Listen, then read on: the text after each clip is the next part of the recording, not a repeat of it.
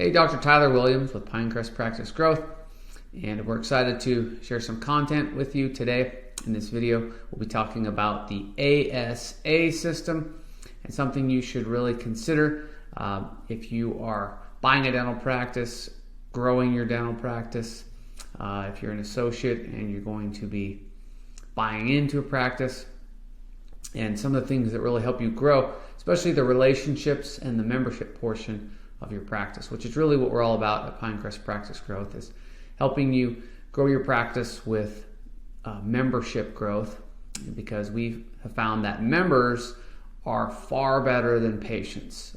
Member is someone who's part of the mission and the value and the relationship in your practice, and they know you for more than just being a dentist, and they come to see you not because of the services you provide, but because of who you are and who your team is.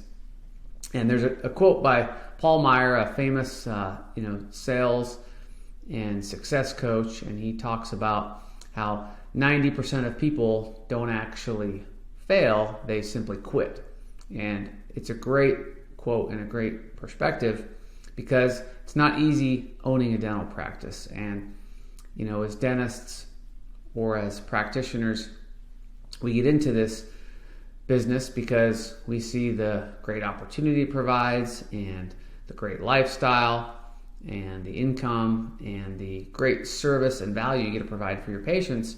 But a lot get into practice ownership thinking that they're going to make more money, and the truth is that, at least in the beginning, you may actually make less money because you have additional expenses to pay that you didn't have before.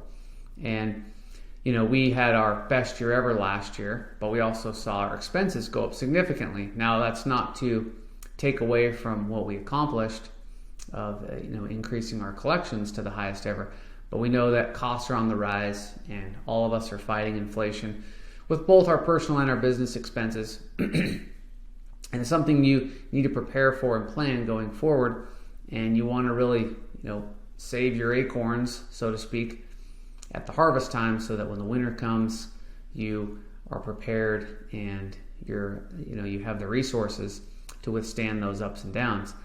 We're undergoing a major change in our management and leadership at the practice this quarter and this year, and it's a lot of fun for me because I really like seeing the big picture. And to switch from that practitioner role to that practice owner role, you really have to look at the big picture.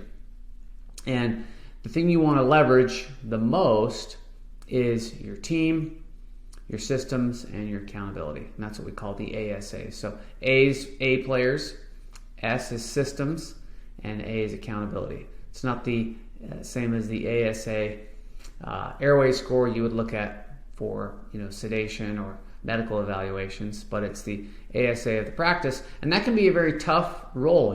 It's been tough for me, because you have to be changing those hats. You have the creator hat, or the one who designed the practice and comes up with the ideas and comes up with the procedures you're going to do and how you're going to do them.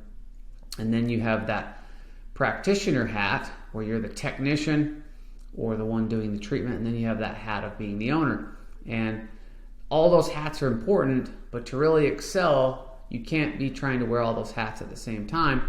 And I've fallen into that trap where you try to mix too many of those things in one day, and it can be very challenging and tiring, and a lot of people will quit, or they'll decide practice ownership's not for them because they're trying to do all those things. So the first thing when you're growing or buying or adding another location is to decide is which of those hats do you find the most satisfying and rewarding, because that needs to be the hat that you wear the most. And during growth times, sometimes you have to step in and take on other roles temporarily, but the key is, as you start your year out and as you start this quarter out, is to really prep and plan how you're going to transition some of those roles and responsibilities to other people who like them.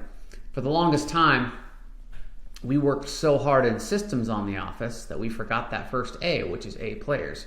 And so many gurus and consultants and coaches out there will tell you systems. And those are important, But what's more important, we found, is having the right people to run those systems. The system will set you free as long as you have good people running them. And if you don't, that's a challenge. And right now, of course, hiring good people is a big challenge. A lot of us are running into recruiting issues. Hygienists, assistants, doctors, front office people, all of those can be a challenge, some more than others, and depending on your location, some of those may be easier than others. But the key is not to settle for B or C players. And B players are the toughest and hardest because they can often kind of hide or disguise themselves. But you'll know whether someone's an A or B player by how quickly they make an impact. And the old adage, quick to fire, slow to hire, has never been more true today. And that doesn't just go for team members, that goes for vendors. That could go for you. You may be better at being the dentist or the technician, and you need to fire yourself from the owner role and find someone else to run your practice. Or vice versa, you may be better at the business, management, leadership role, and you need to fire yourself as the dentist, or at least as the primary dentist, and find someone else to play that role. If you're not ready to hire other dentists yet, then you look at other team members, your hygienist, your office manager, your dental assistants, your marketing assistant, people who you bring in to perform certain responsibilities, and you make sure that they're an A player, you have systems set in place, and that you're keeping them accountable. Can they do what they say they're going to do? And that goes to your hiring process. You should have steps and things that are required that does not make it too easy for your people you're hiring, because if they're hired too quickly, a lot of times you haven't really tested them to find out who they are and can they do what they say they're going to do.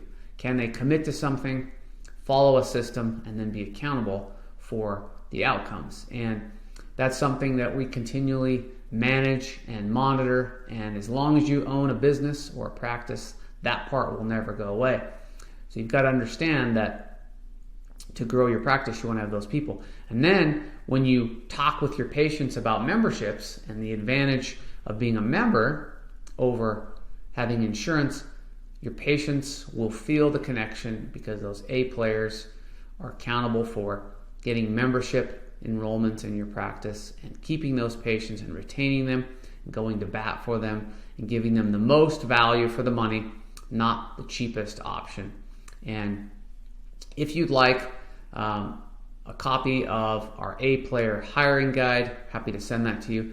Just click on the link to reach out to us, or give us a call at the office, and we're happy to send that over to you. Hope this video has been helpful. We look forward to seeing you on the next one. And as I mentioned, if you need some help with some of these areas, please reach out, and we get really excited to help our friends and colleagues and clients. And we'll see you next time. Thanks.